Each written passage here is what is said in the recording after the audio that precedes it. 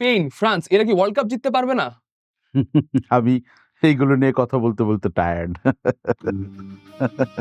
Let me put it like this.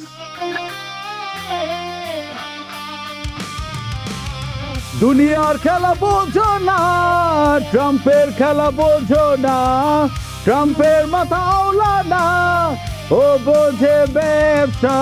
গ্রিনল্যান্ডে set, Ukraine যুদ্ধ, নেটোর budget কাট, টেরিফের তাস, বিশাল ত্রাস, ইউক্রেন বাজারে, ওয়ার্ল্ড কাপ যে আছে ফ্রান্সের কপালে, ওয়ার্ল্ড কাপ যে আছে ফ্রান্সের কপালে, সেই কথা কি বলা যায়?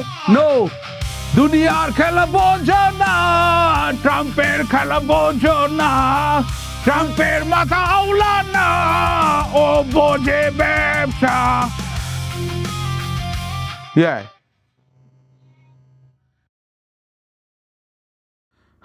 বুঝছেন তো কেন আমার লাখ লাখ ফলোয়ার?